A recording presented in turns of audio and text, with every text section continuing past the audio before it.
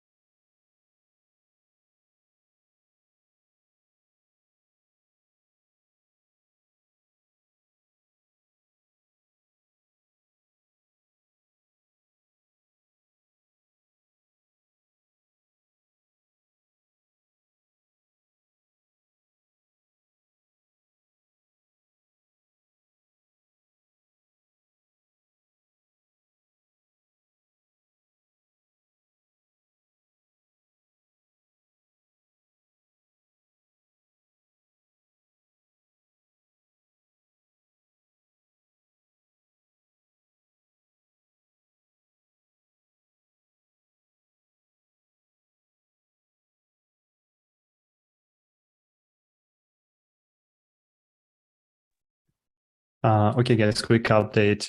The speaker is coming. So like 1 or 2 minutes to come. Sorry for that delay. We're really sorry. That we really appreciate that your patience, that you're waiting for us.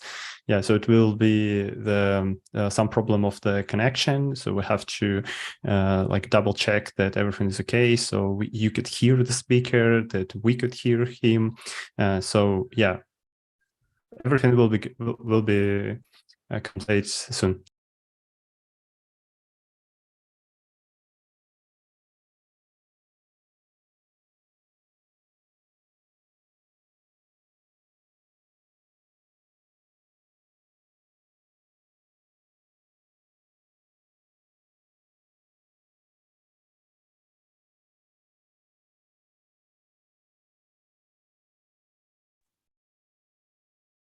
Hello. Hi, Max. Yeah, nice to meet you. Yeah, there was a bit of like a misunderstanding between my team and yours, like about the timing. Oh, really? Yeah, Oh, about really? the timing. Sorry for that. No worries. So, yeah, we're actually live right now. So let me introduce the Max Bernt. Am I pronounce it right? Max Bernt. Yeah. Max Bernt, yeah, exactly. Yeah. So I'm yeah. Austrian, Okay. born and raised. Oh, nice. So Max is actually the chief legal officer at Blockpit. So one of the Europe's leading provider of tax compliance solutions for the crypto asset service providers called CASPs and individuals alike. So he also has a PhD in transnational criminal law and related policymaking from the University of Vienna. Am I right? Yes, University of Vienna and University of Queensland. Exactly. Yeah, that's PhD. Yeah. Oh, that's nice. So before we jump straight to the questions, so the past 24 hours in the crypto market is like going crazy, and so the news coming from the FTX going to bankrupt, and the crypto market follows as like 24 to like 50% drops in all the like crypto coins capitalization. So what are your thoughts about that, and how it will like impact to the crypto area in the future? So what are your thoughts about that? Okay, so first of all, let me say this. Thank you for the introduction. Then it's a pleasure to be here today and to talk with you. When it comes down to the latest happenings, namely Binance wanting to acquire FTX, I think the main issue here is that if Binance would move on now and acquire FTX, 70% of global spot trading volume would be held under one entity, namely Binance. When we look at what crypto was originally designed to be, namely a decentralized means of payment, this is exactly what I think Satoshi Nakamoto had not in mind when creating Bitcoin. So that's the first part. Also, I think what this shows is that there is still a lack of proper legal regulation. For example, if this case right now would have happened in 2 years from now, when in the European Union MiCA is in force, this couldn't be the case, because there are certain provisions in MiCA that would prevent such an overtaking by Binance of FTX would prevent. So basically, I think this is a really, really big sign of why it's very, very important to have proper regulation in place, because now there's, of course, a lot of people holding assets on FTX platform, and they don't know how to proceed. Yeah, we will come like to the question of the MiCA. Is it like a good or bad thing for the crypto in like near future? Yeah. Okay. So for me, actually, it's like a disaster that the centralization is, the coming, and all the decentralization is starting to like feel wake. Yeah, so it's not that the common thing for us to thinking that you have to deal with the centralization exchanges. Yeah, and it's not the idea of the crypto, as you said, and we're thinking that in the future it will be more decentralized than centralized, but like right now it's the opposite. Okay. Exactly.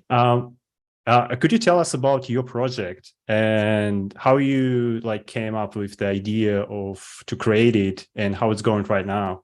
Okay, so basically Blockpit as you can see here, was founded back in 2017.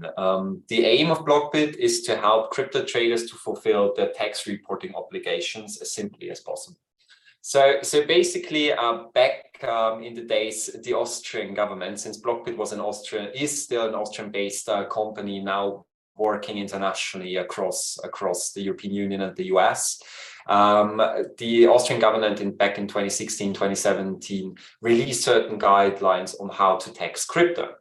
Until then, no one really would know that you even have to pay tax when it comes down to crypto trading, because often crypto would be used as a means of payment for online gaming, for example, right? That I would use Bitcoin in my World of Warcraft game in order to buy a special character or like special equipment for my character. So why should there be a taxable income, so to say, right?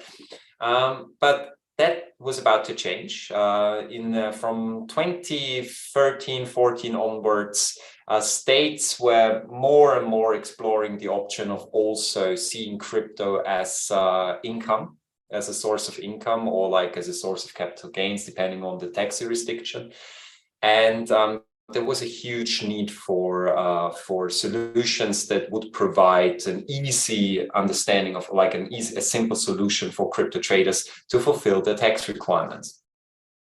So from 2017 onwards, Blockpit was initiated as a B2C product, helping individuals to fulfill the tax requirements. And in the past 2 years, we also have now opened up to crypto asset service providers, offering our services to service providers to service their customers. So basically that we are integrated with a crypto asset service provider, and a third party would use our services without sharing data to third platforms. Okay, so for the regular user, so how your services look like? Is it like I'm going to your website and I could like fulfill the kind of form that helped me to get my taxes done, or yeah, how it's working? So for like in the user perspective, who are not familiar with all of this tax related stuff, I understand it actually sounds quite complicated, but yeah, for sure. in fact, it isn't. So basically, we have a web and mobile application. So basically, you go to our website, which is blockpit.io. You sign up there, put in your usernames, put in your details. You don't have to do KYC. That's the first important part. So basically, you can use our software without even entering your name. Because what we do is we don't even take your personal data. We just take all the information you give to us and we show you your taxable income. So basically what we do is you sign up on our website, you put in your name. That's your decision if you do that or you don't. And then also you put in your tax jurisdiction. And then you have different ways of collecting the tax relevant data. Basically, well, for example, if you use a known crypto asset service provider, like an exchange like Binance, or not FTX anymore, but Bitcoin, Kraken, or whatsoever, you could connect your wallet, your API key from this crypto asset service providers with your Blockpit account. And then within the Blockpit interface, it would show how much gains you have made via this wallet. Also, you can connect your self-hosted wallets to your Blockpit account. So Blockpit can also not just realize data that was collected via crypto asset service providers, but also data from completely decentralized sources. And then, of course, nice. Yes, and a very, very important or like a very valuable option also is capital, like tax loss harvesting, right? So basically, for example, if you realize gains on a certain part, or you have losses, a tax offset, then you can like our software shows you how to trade in a tax efficient way. Okay, so it's all shown by the interface, so it's not complicated, it's all done. And what we have included in Blockpit, and this is really a USP which just Blockpit has, we have one-click solutions for certain individual countries. So most crypto tax providers will provide you with a generic outcome. They would provide you with a CSV that you download, and you have generic reporting system. We from Blockpit have country-specific reporting. So at the moment, we cover Austria, Germany, Spain, France, Switzerland, and the US. And we are now onboarding several more countries, amongst them Belgium, the Netherlands, and Italy. And we will try to have individual tax reporting until the end of 2024 for all member states of the European Union. Why is that important? Because if you just get a generic report, you would still need to go to a tax consultant. Whereas when you get a one-click solution and it's already applied to the tax requirements of your country, the country you are based in, we would give you the specific results. And if asked, how can I know that this output is actually a valid result? Blockpit, every single individual algorithm we use in order to calculate country-specific tax is audited by an external source. For right now, for the 6 countries we have already implemented, it was mostly done by KPMG. Yeah, this is actually cool. Was actually my next question, is how you deal with the different countries. So they have the like specific forms and et cetera, et cetera. And yeah, you just nailed it. That's cool. And regarding to the EU, so what do you think the future of the regulation of the cryptocurrency in EU will look like in like near future? Okay, so basically for the past years, what we could see with crypto is that when it comes down to tax, there was always just the government and the individual. So you as an individual would be obliged to report tax relevant information to the government. And the government wasn't really capable of verifying the information or like saying, okay, this is right information, or like someone has not reported their tax data, etc. This is why crypto was often treated like crypto tax was always treated as like more of a thing. Oh, I don't need to pay that, right? Even in Germany, by the way, the one of the supreme financial courts said that until 2020, basically everyone that paid taxes when it comes down to crypto was it means there's a willing to pay, so it's like not necessary, but it's like up to you. Yeah, so exactly. So basically they said if you paid it, you're an idiot. And you would want to be punished for that. But so basically what really changed the market was, of course, the bull run back at the start of 2021. So by then also tax governments now became more interested in verifying tax information. So there was more and more studies done on how many people actually declare tax relevant information when it comes down to crypto. And more governments became interested in how they can verify information that was provided. So with the newest regulations that are now coming in place, and this is what we have been talking about, the DAC8, which is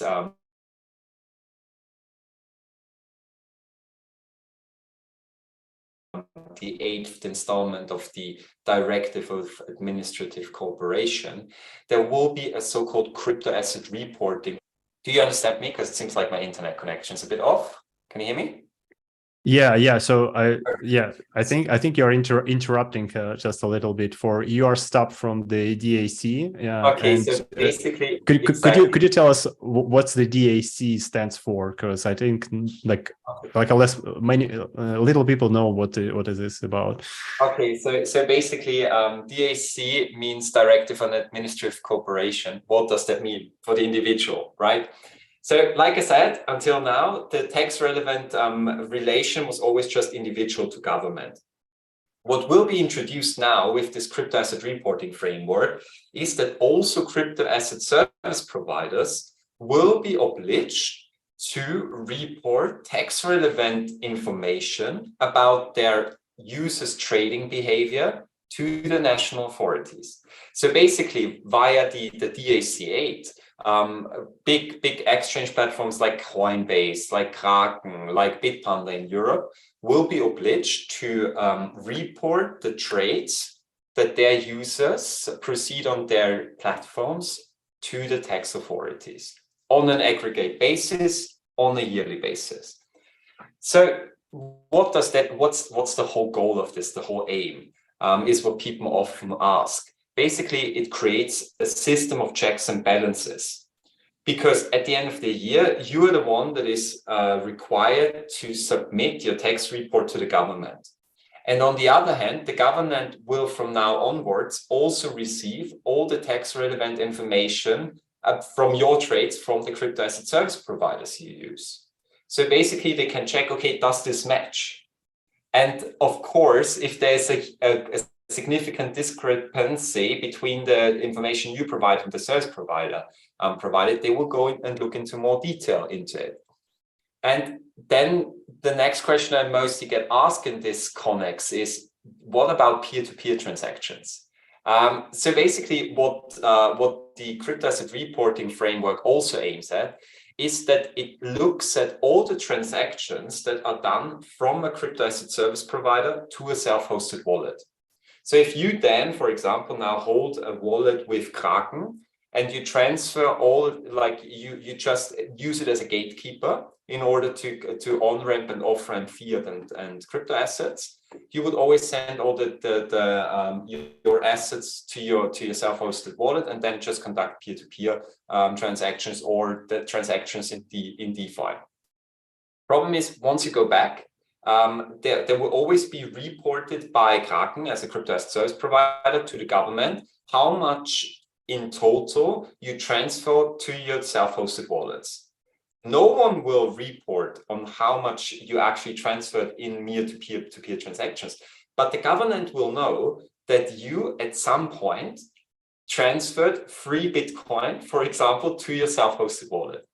And now if you just declare that you have like free Satoshis as taxable income, of course they will say, okay, can you please go into more detail and tell us where these free Bitcoin are? Then you will have to provide them with proof of your transaction history. Oh my God.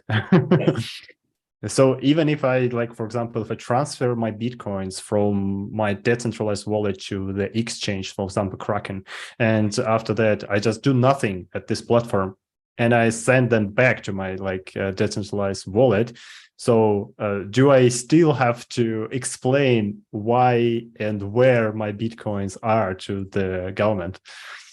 You won't necessarily need to explain, but if you don't report anything on taxes with crypto until now, then the government will at least know that you hold crypto. For example, oh my God. We saw it in Sweden with a recent study that about 9 to 10% of the people were supposed to have crypto based on the information they were provided, and just 1 to 2% actually reported that they made any kind of capital like gains or losses from crypto transactions, right? And there's a huge discrepancy in other countries as well. And you see it with many studies. Actually, we also as Blockpit conducted a study on that with the Frankfurt School of Business. So ultimately, don't get me wrong, we as Blockpit are not the ones punishing people for not paying taxes. So this is very, very important. It's not that we are the bad ones, literally like forcing people to pay taxes. This is like the initiative is coming from the government side. So the government is now saying, okay, we really want to tax people that have crypto. And that's a fair point because they will just do it, right?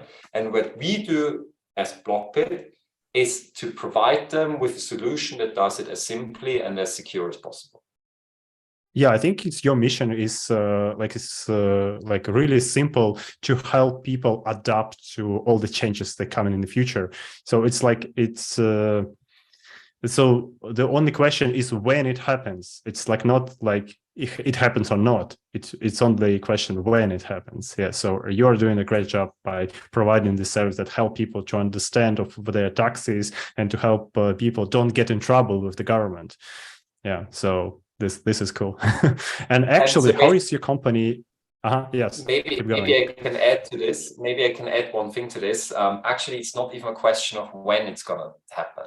because we have already been concerning this. We as Blockpit are very heavily involved into the process of regulation, especially also from a legislator point of view. So we are also, for example, leading finance working groups within Brussels, and we are in constant exchange with the European Commission, especially when it comes down to the drafting processes of crypto-related regulations such as MiCA, DAC8, TFR, and so on and so forth. So when it comes down to DAC8 right now, there will be the first draft will be released roughly in December this year or in start of January. And the first year that crypto asset service providers will be obliged to report transactions of their customers is most likely 2025. So basically the first time they will have to actually report is 2026, but for the year 2025. Yeah, this is actually my next question. So is your company ready for all of these coming regulations like MiCA and DAC? So, and how you are working to prepare it? So do you need any like software update, you know, to, so you have to send this data to someone, yeah. So, and you help the regulation, crypto exchanges to give them this, I don't know, instruction of how to send this data to the government, or I don't know. So you know better. So basically how we are preparing for the situation. So basically we as Blockpit, we are solely a software as a service company. So we are not a crypto company. We're not having crypto in, like, we are not the crypto as a service provider under the definition of MiCA, which is a very broad definition, by the way, a very technical but very broad definition. So basically what's happening right now is that we are trying also to create a product that crypto asset service providers can implement in order to fulfill their reporting requirements to the government. Because it will be a huge obstacle for many crypto asset service providers to overcome on how to actually report to the government, right? Because there's so many reporting obligations they already face, especially with regards to AML. You as a service providers nowadays, you have really broad requirements when it comes down to AML transactions. So basically, if you like the AML regulations foresee that you as a service provider have to report all the KYC data from your clients, you have to do a certain risk analysis of transactions. So basically, you have to do on-chain monitoring and so on and so forth. Now, when it comes down to the tax relevant data that has to be reported to government, this will be more of like an addition to the already existing KYC regime. And this is also what is foreseen from the European legislator, namely that all the service providers that are already obliged to comply with the AML standards are now also obliged to report tax relevant information. And what we want to do is we are kind of like the pendant to AMLBot, for example. As to transaction monitoring, we do tax monitoring. So basically, we help the crypto asset service provider to file the tax relevant data that is sent to the government. So basically, by doing this, we want to have the most holistic and secure product available. Why? Because if a crypto asset service provider is using your product in order to report to the government, and also the user of this crypto asset service provider is using the same product as the crypto asset service provider, of course, this data will match. And then the crypto asset, the user, the individual, doesn't have to be scared that he doesn't comply with any existing legal requirements when it comes down to tax declaration, right?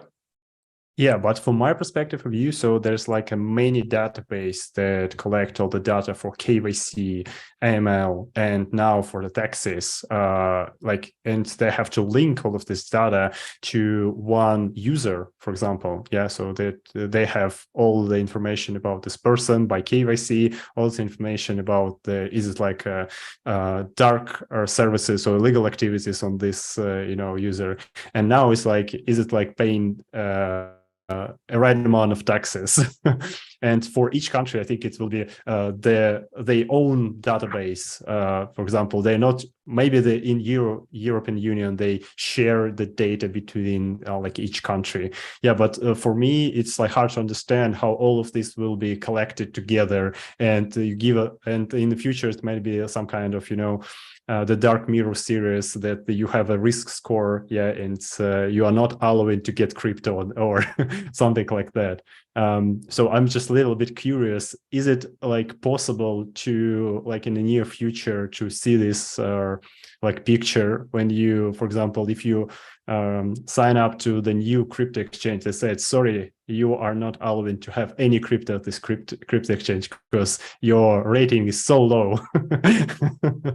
It's actually a threat we see with CBDCs, right? With central digital bank currencies, that people are afraid that something like social scoring, as in some states already implemented, will be used against them. So basically that everything, there's like a superior surveillance system that would track every single transaction that you do, because blockchain is super transparent. You can basically see everything a person does, and based on that you get rated.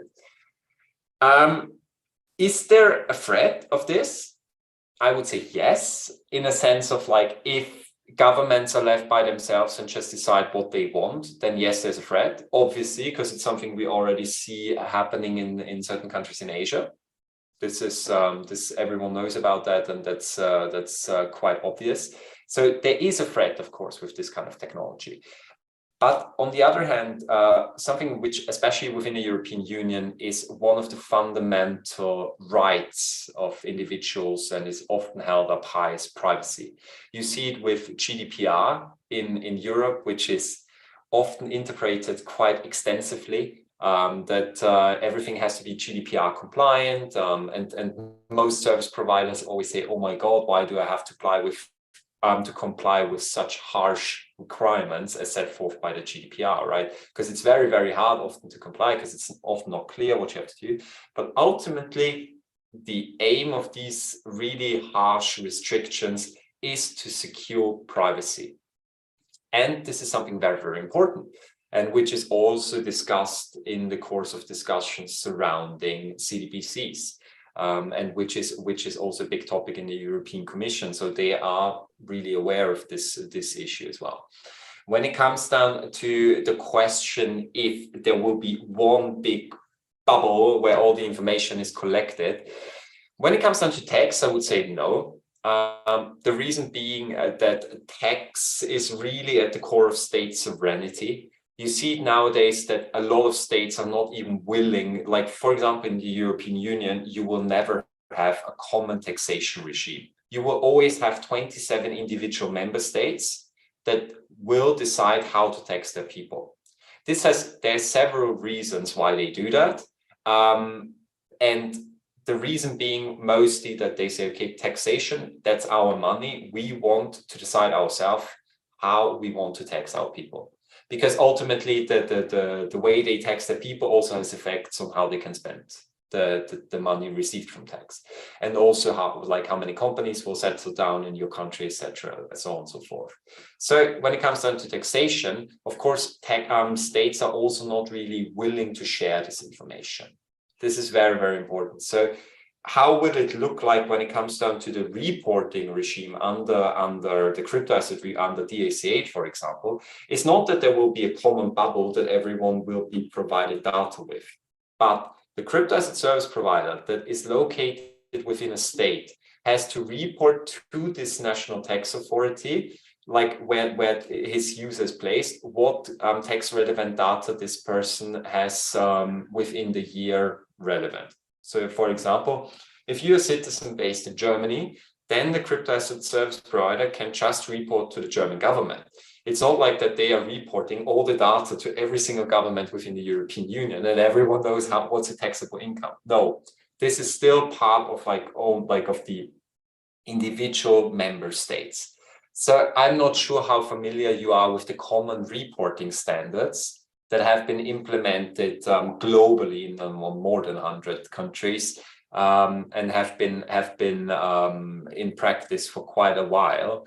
This is also the crypto asset reporting framework will be very similar to this, to the common reporting standards. So ultimately, yes, there's certain information that is always shared amongst member states as well, but no, there won't be a bubble where everyone see and can do social scoring and so on and so forth. Because of course, this is an issue. Privacy is a huge issue that legislators and policymakers are aware of, and which is kept in mind when creating new rules as well. Yeah, actually, you mentioned the GDPR, and for what my thoughts is you by the end of the year you can ask the centralized provider to delete all of your data related to you. You know that the GDPR has helped you to do so. So you could, you could force the process of deleting the data that's related to your activities in this. But I think it's just my thoughts. Maybe it's possible, maybe it's not. But it's funny that, that they have GDPR on one side and they have to, the regulation that providers have to take all of the data from your side to them. So maybe you could cut that rope by sending them the message that please don't share my data to others. Yeah. And what is your actually the companies that you're working with? So what is your major partnerships? So basically right now, we have a lot of partnerships in the making also, since the B2B approach is something which is coming up, right? We have now, like as Blockpit, we have more than 100,000 registered users. Since we've already been working from 2017, that's a really, really good number. So we are amongst the leading crypto tech service providers when it comes down to B2C as well in Europe, as status quo. When it comes down to B2B, we are the sole provider in the European Union that is really focusing on this right now, that we also provide service providers. And one of our biggest partners that we are collaborating with on a steady basis as an Austrian company, of course, is Bitpanda. We have had several marketing campaigns with them as well. Very big platform, a very, very good platform as well. Because, for example, on the contrary to the big players, which now all this fuss is about, Bitpanda is a very heavily regulated platform, similar to banks in Europe, so that's a very big advantage. All the other B2B I can't really talk about yet, because there's a lot in the making, so to say. But there's very exciting times ahead, and I'm looking very positive into the future, so to say. So it will be big announcements soon, yeah. Yeah, of course, going onwards. Oh, that's actually nice, yeah, that you are keep doing and bringing your stuff to as many companies, and they find your solution is fitable and efficient to their problem. You solve the problems for the company. That's cool. What are you thinking about the AML and KYC? So what is your point of view? Are you planning to add these services to your platform, or are you working with that? So basically, when it comes down to AML and KYC, or I wouldn't like, one of the main parts that I would differentiate is on the one hand the KYC part, and the other one is the KYT part. So we have one part where we collect the data of the individuals that are the actual users, which is KYC. So basically, the main aim of KYC is connecting wallets to people. That's the KYC process. We will never touch KYC, because KYC, there's so many big players already established in this regard. There is really efficient ways to do that. It's very complex, and it has nothing to do with tax, really. So it's not our subject to do that. There's very good providers that provide KYC. And when it comes down to transaction monitoring, which is basically called KYT often as well, like know your transaction, then this is something where it's about risk scoring of certain transactions, right? For example, if I say, okay, I do a transaction via a mixer in order to prevent the traceability of the source of my funds, then that would be scored at a certain risk. That, of course, at some point was a question that we discussed as Blockpit, if we want to look into that as well. But we came to the conclusion that, like, since we have the data, right, we have all the blockchain relevant data from our users that want which transactions we proceed. But ultimately, for us at Blockpit, we said we want to be a tax company. We want to help people with the tax liabilities. We want to create easy, simple solutions for that. And doing AML and tax is something where you need a very, very big company, and you need a lot of knowledge as well, right? Because it's overlapping a lot, and it's interlinked somehow, especially tax and AML when it comes down to the measures against tax fraud and tax evasion. And this is why it's very, very important to collaborate with leading providers like AMLBot. But in fact, the problem is if you do both, it just gets too much, and you lose sight. You lose focus. Yeah. Exactly. Yeah, so as you mentioned, there's a lot of many providers in KYC and a lot of providers, good providers in KYT, as you said, yeah, and AML. So AMLBot and PureFi is the product that helps you to do so. And yeah, so you could like combine all of these services together to make like project, or to find the help from this project. Yeah, if you're doing like in some kind of investigation and you're helping people to get the taxes done. So I think the first problem is it like your money safe or not? Is it like safe to use before you're doing any taxes? Exactly. And what's really interesting as well, of course, and this will be more and more important, you need AML tools in order to create the proof of funds. And for sure. And for a proof of funds, you will also need to verify that all the funds you're using were taxed appropriately.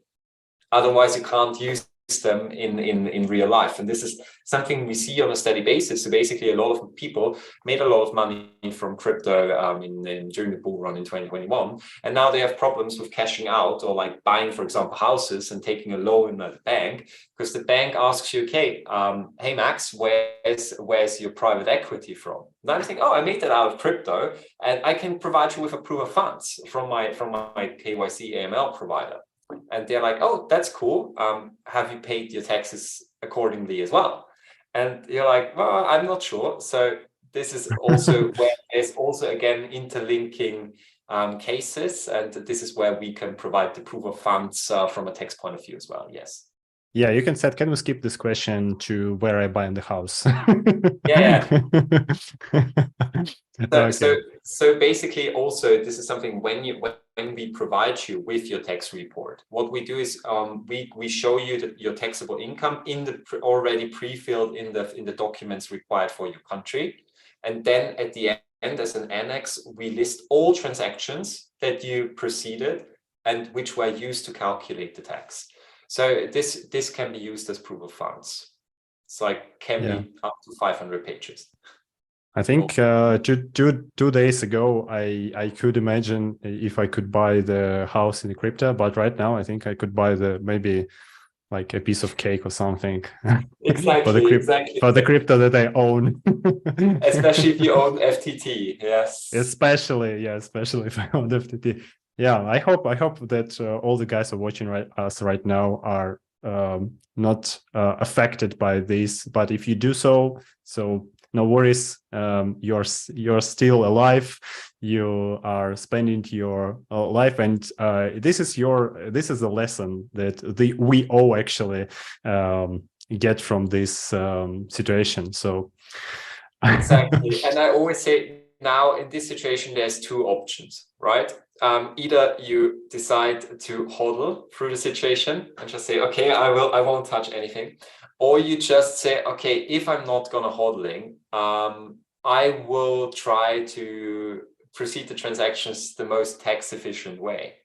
And people always ask, okay, how can I proceed transactions now in a tax efficient way? Because there will be a lot of losses, right? But if you just leave it on FTX, for example, the platform, and FTX, for example, goes bankrupt, then you would have to file a lawsuit and you would have to apply to that lawsuit, and it would take years and years until you can actually harvest the tax loss. So you can harvest your tax loss now. There's three options: selling the involved crypto for fiat, if a withdrawal from FTX is still possible, or you would trade on FTX your assets to other assets. Then you could also realize the losses you've made if you made any losses with FTT, or you could exchange the assets you have on FTX or your FTT against valuables or goods. So basically, these are the three options, and yeah. Okay, guys, we are not giving you any investment advices here. It's up to you to decide what to do with your own money. So yeah, so just keep in mind that you have many options to do so. So yeah. Okay, so the last question: do you think the regulation is a good or bad thing for the crypto? Because it's like some people told that it's actually regulation against of the main idea of the crypto, as we mentioned in the beginning of our conversation. So what is your thoughts about that? Is it a good or bad thing? Is it helping people? Is it maybe defend them from something? I think that regulation is one of the key elements for crypto to actually hit mass market. So basically, if there's no regulation in place, it will always be a niche, and you can see that with crypto as well. The more regulation kicks in, the more people will jump on board. Why? Because then people know it's legit. They can be safe. They need security. So of course, there is certain parts of crypto which were initially one of the key elements of crypto assets in general, which principles will be kind of diluted by new regulation. And this is, for example, privacy, right? Privacy, the mere peer-to-peer approach. As we see today, there's a centralization of CeFi platforms taking place, and peer-to-peer transactions are more pushed far away. So basically, there's a lot of AML restrictions kicking in that wouldn't allow you to proceed certain transactions without, for example, verifying that your counterpart is not a Russian or a person subject to sanctions. Which how should you do that, right? That's effectively not possible. So I think regulation in general is a very important thing, and it's necessary for crypto to evolve.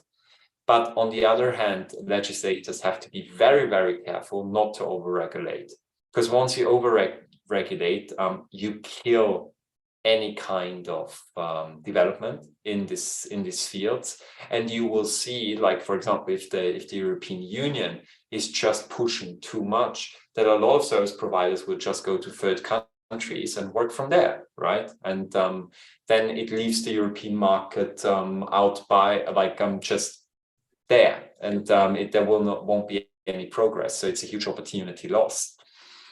So yes, I think crypto regulation is very, very important, but it needs to be efficient, it needs to be clever, and it shouldn't be over-regulated.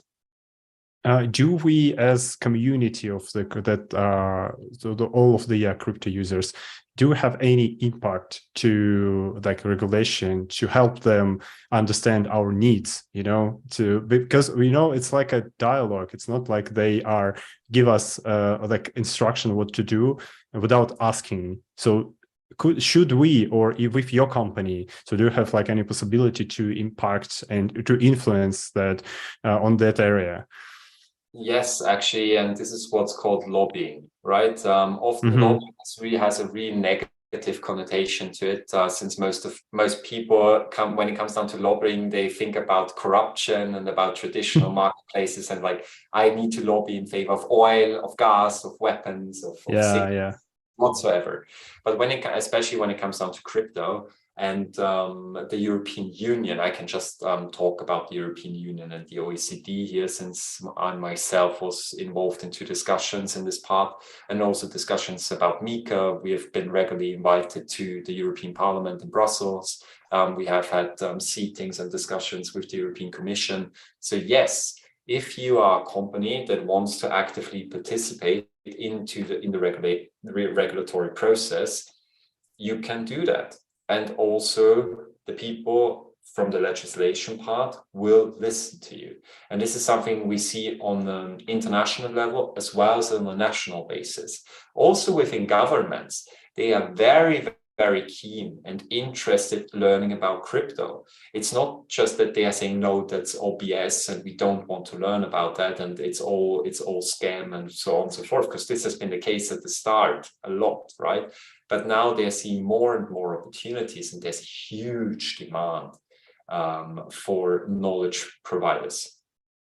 Yeah, this is actually cool. I didn't know that, because I think that most of the people thinking that some people, they are not interested in crypto, thinking about how the crypto should work, and we have to deal with that. And that's cool that actually they listen to the community. Maybe they have like expert, like maybe they ask expert about how to do so, how to be more polite in the same way and to help people on the other hand, yeah.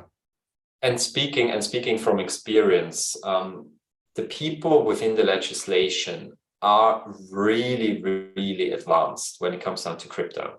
So it's not like that they are people which usually draft regulations and just sit there and have no clue about crypto. So these people really get deep into it. So there's heads off to most European countries. They are really on the forefront of creating something here.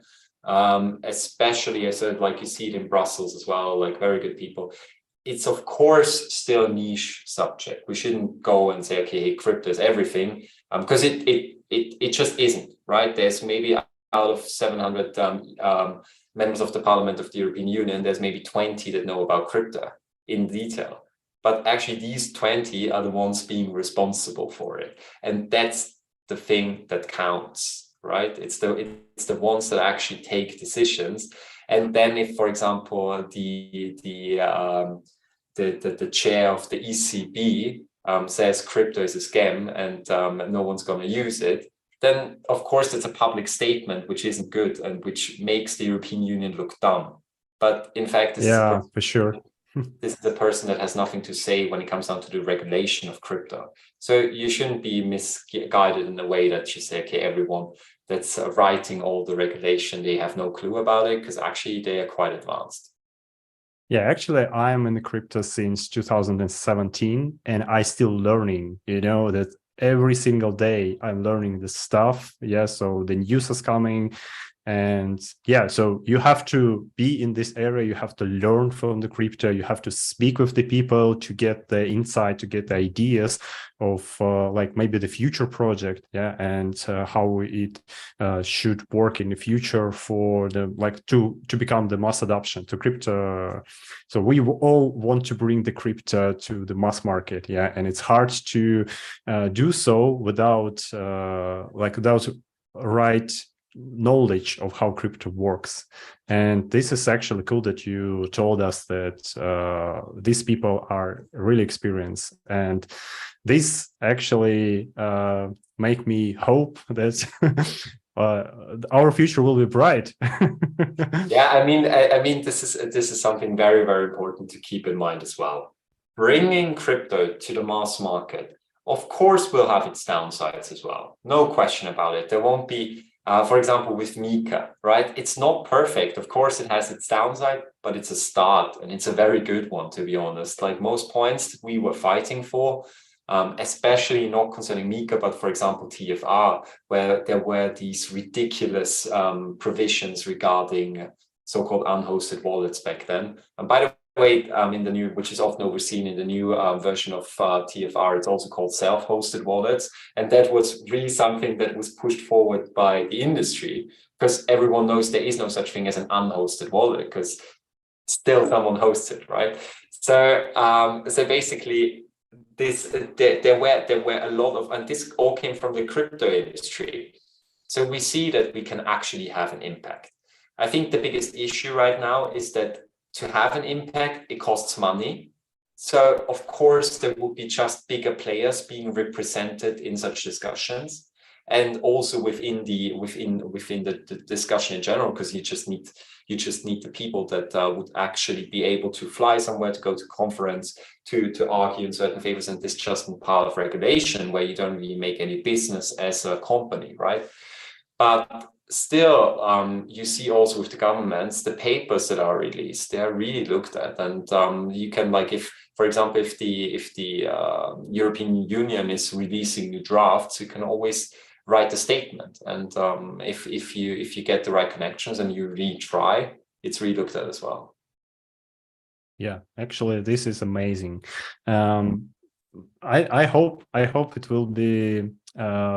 It will in the near future. We will all could say thank you for the regulation, that help us to do our stuff with the taxes, with to get rid of all of the illegal activities as well, to have a possibility to buy the house, the car, whatever we want with the crypto, not like switching to the fiat money at all. So yeah, I think the regulation will help us with that. If not, we will find way to help them to do so. Okay, exactly. I think this conversation was amazing. Actually, we cover a lot of questions, and as I said, I'm still learning. I learn a lot of stuff from you. So you are really experienced with your area, especially with your company.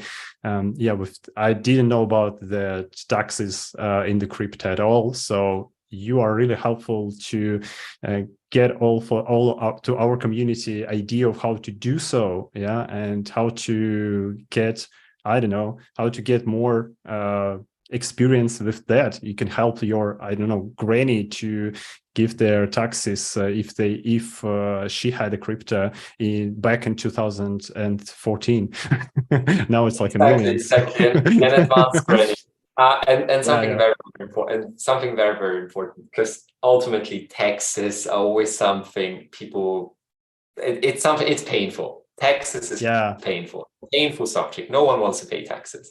But we all know the benefits of taxes. Of course, it's carrying the whole system within states, social and healthcare mostly.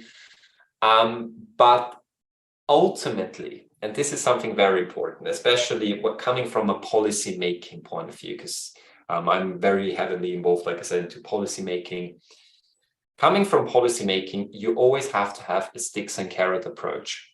So basically, if you want to achieve a certain beneficial law or regulation, which is good for the crypto fields, you will also have to say, okay, we have to take some downside. Or like you have to provide the legislator with some carrots. That's why sticks and carrots, right? And the carrots there are taxes. So basically, if you say to the government, okay, we want to, like, we want some sense for regulation, and they say, yeah, but we don't really know. And we say, yeah, but like we can help you with getting taxes as well. And they're like, oh, okay, then we do it, right? So it's always about pros and cons. So it's always a balance where you have to hit the right tone, so to say, but it went quite well in the past 2 years, and I think that Europe is really on the start of something, and that's looking very positive into the future. Yeah, true. Okay, thank you so much to joining with this AMA session. We really appreciate your time, and thank you for covering all of this question. Yeah, you're amazing. Your project is amazing as well. Yeah, so thank you again. I say thank you as well, and looking to the future, it's only one way.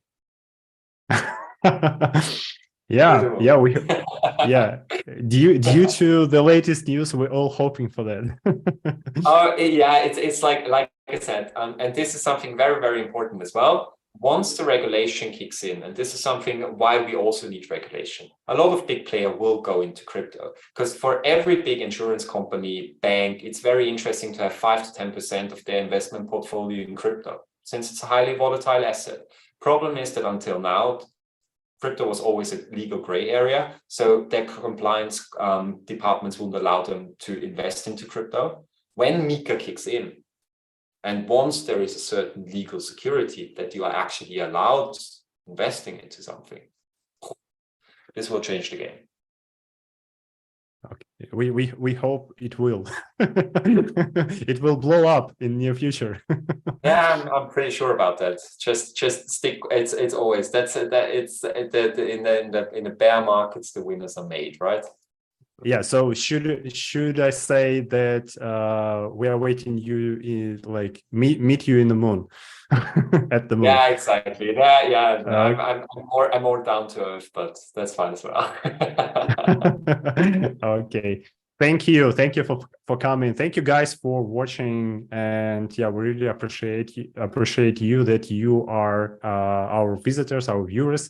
Yeah, so thank you for this call as well. Yeah, so hope you guys safe, and yeah, and bye to all of you. Yeah, bye Max.